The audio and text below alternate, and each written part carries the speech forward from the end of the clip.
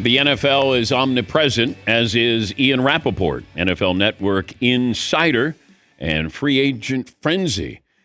This is where, when you have a storm, like you have to label the storm, we got a free agent frenzy coming up Monday through Wednesday, starting at 10 a.m. Eastern on NFL Network. Thanks for joining us, Ian. Give me the Bills' side of the trade yesterday, their strategy. Yeah, I think for the Bills, it's fairly simple. They have been trying for more than a year to acquire a big-time playmaker for Josh Allen, and you needed someone who you knew was going to come in, contribute right away, and be the kind of difference maker I think it's fair to say that the offense has probably needed. You remember at the trade deadline, the Buffalo Bills were in it for Jalen Waddle, right? Didn't end up doing it because I think the Dolphins were like, we don't want Jalen Waddle to beat us twice a year. Makes sense. So didn't end up getting that deal done. And, I think the Bills were in on the A.J. Brown deal and said, you know what, this one makes sense for us. And the fact that DJ Moore had two of his best seasons with Joe Brady when the two were in Carolina probably made this fit a little easier. So DJ Moore goes to the Bills. And I think if you're the Bears, I like what they did compensation-wise. It's basically the value of a, third-round pick, 3/4, but they gave up a 5 and got a 2. That's a really good way to do it for Chicago. And they'll try to replace him, I'm going to guess, with that draft pick or draft picks. But then now you got to replace your center as well with the Chicago Bears. How surprising was that for you? Dahlman had been, I would say, contemplating this for the last several weeks. So I think it caught, the public by surprise. Chicago has really known. In fact, one of the ways I found out about it was Tyler Biadasz, who actually is signing a 3-year, $30 million deal with the Chargers. He was planning to visit Chicago, and you're sort of like, well, why would Biadasz be planning to visit Chicago? He plays center. They have a center. And then you sort of realize, like, what's been going on. It's tough to know what goes on inside someone's head, but what I would say is if at some point, first of all, you've made enough money, second of all, you decide you're not fully in this, you should definitely not play because football is not something that you can sort of do halfway. So, I think he gave up a total of $14 million, including repaying some of his signing bonus. So, cap-wise, ended up being not bad for Chicago. The Rams-Chiefs trade, you don't normally get blockbusters like that in early March. How surprised were you, and how would you grade this? Yeah, fascinating trade. It made for a unbelievable, we talk about frenzy, made for an unbelievable frenzy several hours as I tried to nail this down and figure out what rumors were true. And, it's fun when these things happen because the principals involved in the deal, everybody goes silent. And so that's kind of what happened here is, there's probably 10 people I can call on all sides of this. And for 2 hours, no one said a word. And you're like, either I'm crazy, possible, or this deal is definitely happening. And it turned out this deal was happening. It was very fun to hit send on that one. So, I would say for the Rams, the interesting sort of rumor or whatever you want to call it that I heard on the Rams is I know they have a lot of their players that are up now. Puka Nacua, Kobe Turner, a lot of really good players. What I was told was they want to get those guys done. That's important, but they're going to spend regardless. They believe, look, we don't know if it's Matt Stafford's last year, but it might be. They believe they have a window and they want to take advantage of it. So I was thinking in my head, like, all right, the Rams are going to load up for something. Trent McDuffie makes sense. I knew the Chiefs really like him, but were never able to get to a contract for him. So whenever the contract gets done with the Rams, he'll likely be the highest paid corner. And for the Chiefs, same thing they did with the Tyreek Hill deal. Got a great player, get draft pick compensation, rebuild a part of our team with these draft picks, and keep it moving. What's Puka Nacua going to get? A lot of money. I would think they'll take a look at it this offseason, whether it's this offseason, next offseason. He and JSN are both in the category of, like, whenever they get paid, it's going to be a lot. So, will they be the highest paid receiver? Maybe. But either way, you're talking something in the 30s for super, super productive pass catchers. And I'm wondering who goes first there because somebody's going to set the market between those two. And then I don't know if, Puka comes in after JSN and goes, I'm better than him. I want $36 million a year. Well, I would say generally what happens is if a guy's going to take a deal after, he knows that he's probably going to get a little more. And if you're the guy that goes first, if you have a good agent, and both these guys have really good agents, they will say, you're going to do this deal. It's the right time. It's the right deal for you. Like, negotiations happen when they happen. So sometimes they end in April. Sometimes they end in June. Whenever they end, the agent's going to tell them, like, look, you're probably going to get jumped. Like, that's the way this works. But you do the right deal for you, and if someone comes in a little above you, that is okay. Talking to Ian Rapoport, NFL Network insider, their free agency coverage Monday through Wednesday next week, starting at 10 a.m. Eastern. Trying to understand the Patriots. Can I connect the dots that Stephon Diggs released, and then A.J. Brown is certainly a possibility there? They are connected, but not fully connected. Like, the Patriots releasing Stephon Diggs was a decision made not to say, like, all right, we're only going to do this if we get A.J. Brown. My sense is it was sort of like the Patriots have done the last 20 years, which is, cut a player loose a little before it becomes a thing, right? Like, so we'd rather do it a year early than a year late. Diggs was awesome for them. It was a great signing. Had the off-the-field issues, which we'll see which way those go or kind of what the fallout from that is, but obviously something as an organization they heard about and dealt with before the Super Bowl. He's 33 years old. They decided, cut bait there, say it was a great season and kind of move on. And then, they're in it for A.J. Brown. I get the sense it's real. I know there are other teams too. And then if you're the Eagles, it's like I was joking around with someone. I was like, oh, is it, trade or bust? It's like, it's not trade or bust. It's trade or the Eagles, because that is a good situation too, and he's one of their best players. So I think a trade could happen, but I'm not going to say like it's definitely happening, and I'm not going to say it's definitely happening to the Patriots. We'll see. What do you expect this weekend, early next week? A lot of tweets.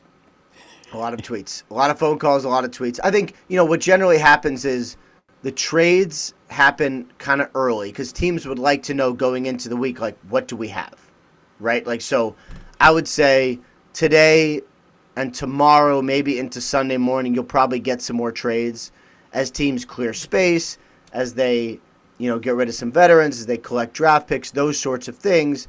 And then, we'll probably still see some trades during free agency frenzy, but usually it's more just like very, very quickly a lot of players get a lot of money, and I expect it to be very quick. Is the NFL still a copycat league? As far as one team does one thing, another team says, all right, that's a good idea, we should do the same? Yeah, like the Rams with what they do with their draft picks, that they go all in. 9 out of the last 10 years, they've traded their first-round pick. So I don't know if it, like, are they the model of consistency that people would look at and say we would like to emulate? No, I think the Rams have been different because they've been in the window for so long. I mean, they've been to several Super Bowls. They've won one. I think the difference with the Rams and, like, not everyone else, but how many teams have really been in the championship window for the last decade, right? I mean, Chiefs have, Ravens have. There's not a ton. There's some others, but there's not a ton. So when they've been in their window, they've said, you know what, let's just get this really good player. And I think one thing the Rams like is they will say, we'll give up, the 30th, 29th, whatever pick it is, because I think 29. We'll give that up and know that we are getting a great player rather than the 60% chance of getting a great player with that draft pick. Like, they'll take the certainty rather than the uncertainty. Some teams don't want that. Some teams will say, I'll take the lottery ticket. It's like if I say to you, I'm going to give you $50 or a lottery ticket, like, you'd probably be split on how many people would take each. So I don't think it's a copycat league. I just think the Rams generally are in the window, and they will take the certainty of knowing they have a great player. Help me understand. I've seen the headlines, and you can't always buy into a headline, but is Aaron Rodgers holding the Steelers hostage again? Or is it, this predicated on the Steelers, if they want to sign Aaron, then they offer him a contract? So I'm trying to figure that out, and even his appearance on McAfee didn't necessarily clear it up for me. No, we learned about a lot of other things, though. Learned a lot of other things. As a always. lot about his personal life I was not expecting, but here we are. Yeah. I would say for him to say there's not an offer that he's considering, I think that's true. But my guess is he probably knows what the offer would be, right? Like you get to this point in your career, he's made a lot of money. I think was it 20 last year? Yeah. Whatever it was, like my guess is it's similar. So whether it's been offered or not, like he probably knows what it is. It's just a matter of him saying, do I want to play or not? My sense is it's the Steelers or no one. It's just on him to sort of make a decision and let us all know. And if he wants to tell us all sorts of things about his personal life and his exercise schedule and all that, we'll probably take that as well. The Vikings wouldn't be in the mix here? They had a chance last year and didn't do it. I'd be surprised if they did it this year with the same exact opportunity presented. Okay, then let's do the musical chairs here. Kyler Murray, Tua, Malik Willis, throw in Kirk Cousins, I guess, if you want to. Sure. Got a feeling on any of those quarterbacks? Yeah, I mean, I would say, we've talked about this. Minnesota makes a lot of sense for Kyler. He's going to have a lot of options because he's going to make $1 million, because the Cardinals are paying all of it, just like Tua. Tua's going to, make the minimum because it offsets into his previous deal, and that's all fully guaranteed. So the previous team pays all the money, and the new team gets one of the best deals in the century, of the century. So Minnesota makes sense for Kyle. I think a bunch of other teams are going to be interested. I think Jets will be interested. I mean, there's going to be a lot of teams. I would say for Kirk Cousins, I don't get the sense he would play for the minimum. So basically, if he gets paid more than 10, then the new team pays it, right? Then he gets more money. He's making 10 no matter what from the Falcons. So if he doesn't want to play for the minimum, then there's a chance he just waits. And he's the guy who, if anyone gets injured, they go, I'll take that guy. Mm-hmm. And, he's made a lot of money, but he is an excellent businessman, and he always would like more money. So I could see Cousins hanging around and waiting a little bit. And, as far as Tua, I do think he's going to have options. I'm just not sure where he ends up landing right now. And is Mac Jones going to be available? I think everyone's available. Mac Jones is in a weird situation of he played so well last year, and Brock Purdy has had times where he's missed time. So if you're the 49ers, I think they would do a deal, but God, it would have to be worth it to where, let's play this out a little bit. Let's say the 49ers trade Mac Jones somewhere for a mid-round pick. Okay? Totally reasonable. And then, God forbid Brock Purdy gets injured next year, and they go, why did we just do this? That's the fear. Because if you're the 49ers, they're another team that's in their Super Bowl window all the time. So it has to be something where it is worth it if you trade your backup quarterback. Yeah, I wouldn't trade him. You wouldn't trade him? No. Not this next year, because there's no guarantee with Brock Purdy staying healthy for 17 games. And I know I have a quarterback who could be equal to him, who's the backup. And I don't know if any other team in the NFL has that luxury right now. Right? I mean, and this is the problem. And it's like, you're talking trades, you're like, all right, we talk about, all right, so this guy's going to go for 3, this guy's going to go for a 4, etc. It's like, you have to know that, you're giving up on a guy that you might need. And that's always sort of the issue this time. It's really complex and interesting.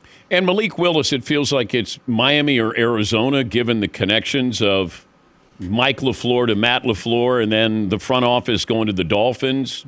I mean, I think he's going to have more than that. Again, he's an interesting case because he doesn't have a lot of throws. But when he's played, he has played awesome in the biggest moments. So you're not going to sign Malik Willis and then say, what's he going to be like in the fourth quarter? You've seen it. It's just not a huge sample size. I think he's going to do really well. I think those two teams make sense. But it's really one of the more interesting free agents in some time because he could come in, be the franchise quarterback we all thought he was going to be in the draft, and could be another sign where once again the whole world gives up on a quarterback too early, and then he comes in and he's Sam Darnold, holding a trophy. We've seen a lot of examples of that.